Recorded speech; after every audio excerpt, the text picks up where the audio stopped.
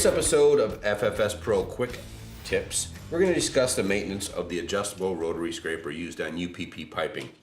So you want to take care and maintain the scraper. In times of no use, it can bind up and start to get some rust or corrosion back here in the neck, and also the wheels here can bind up as well.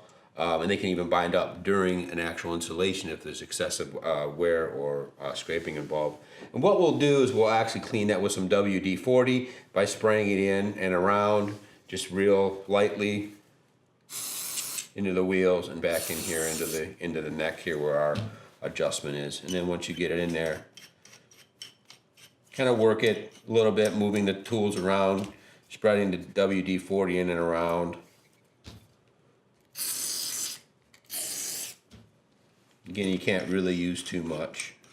And then once you feel it loosen up and adjust better, you should be able to go right back into scraping pipe. Then you just want to play here, move the wheels, make sure they're spinning nice and freely. They're not binding up, or there's no pieces of pipe or shaving stuck in between. You can just pull those out. And again, with a little bit of WD-40, you see how they nicely spin. And then over time, you're going to get to the point where you're going to need to replace the blade.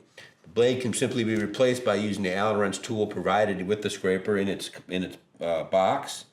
We're just going to go ahead and loosen that up. And there, you take that off, set your old blade aside.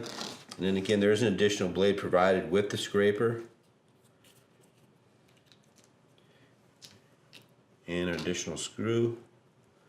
And you want to make sure you get that in with your blade down. And you see just a ridge there that'll fit nice and snug against.